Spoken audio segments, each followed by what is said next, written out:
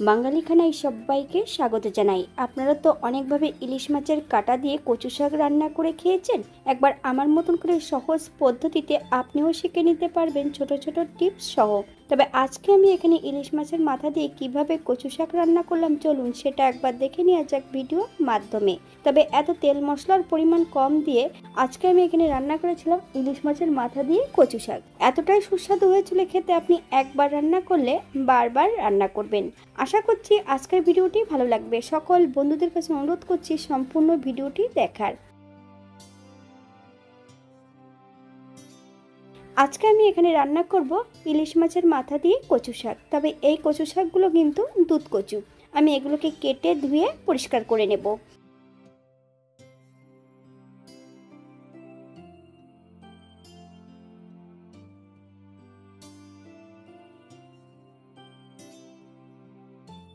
তবে এই পর্যায়ে সম্পূর্ণ কচু শাকগুলো কেটে নিয়েছি। একটু বড় বড় করে কচু শাকের টুকরোগুলো করে নিয়েছি। এই পর্যায়ে আমি কচু শাকটা সেদ্ধ করে নেব একটা প্রেসার কুকারে।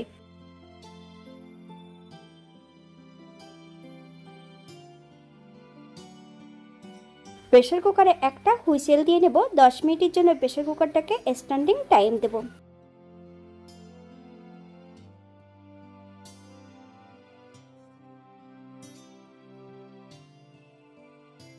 কচু শাকগুলো সেদ্ধ করা হয়ে গেছে। এই পর্যায়ে সম্পূর্ণ কচু শাক থেকে বেশ ভালো করে জলটা ঝরিয়ে নিতে হবে।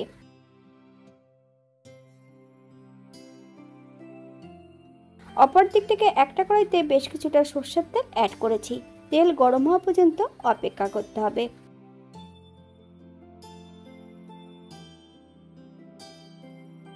হাফ চামচ লবণ, হাফ চামচ হলুদ গুঁড়ো,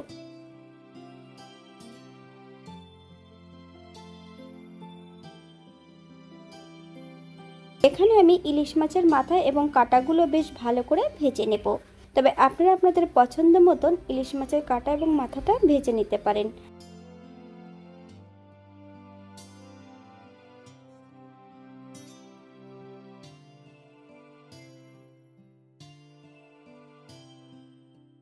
একই তেলে রান্না করব।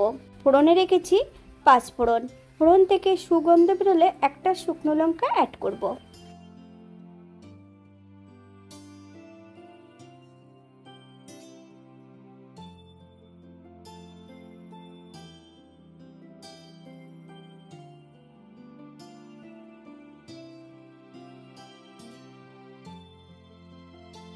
কয়েকটা কাঁচা লঙ্কা এখানে ফালি দিয়ে অ্যাড করেছি। আপনারা যদি পছন্দ করেন তাহলে পরিমাণে বাড়িয়ে দিতে পারেন।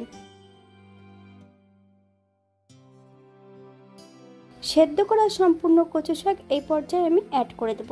হাই ফ্লেমে 2 থেকে 3 মিনিটের মতন প্রথমে রান্না করে নিতে হবে।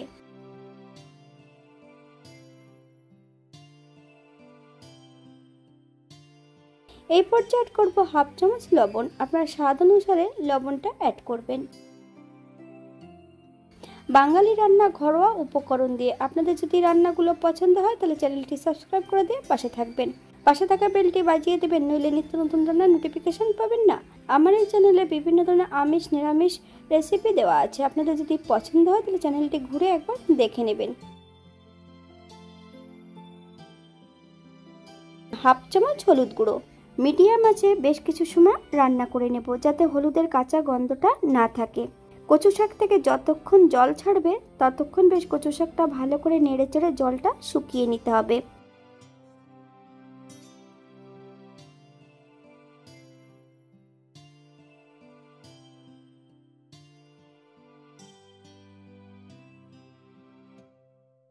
এই পর্যায়ে অ্যাড করব ভেজে রাখা সম্পূর্ণ মাছের মাথার টুকরোগুলো। হালকা হাতে নেড়ে চেড়ে বেশ ভালো করে মিশিয়ে দিতে হবে।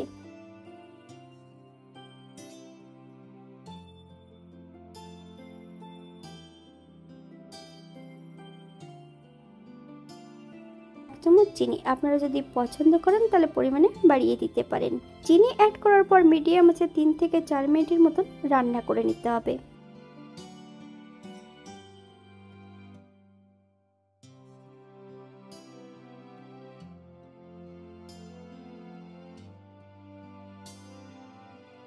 আমি এখানে যে ইলিশ মাছের টুকরোগুলো ভেজেছিলাম সেই মাছের তেলটা আমি রেখে দিয়েছি।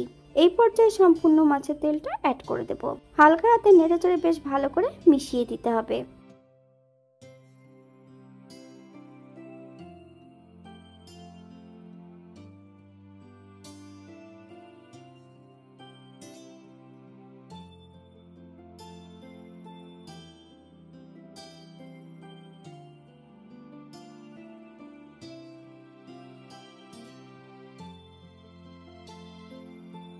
এখানে ভাজা গুঁড়োর মধ্যে ছিল মৌরি, জিরে, ধনে।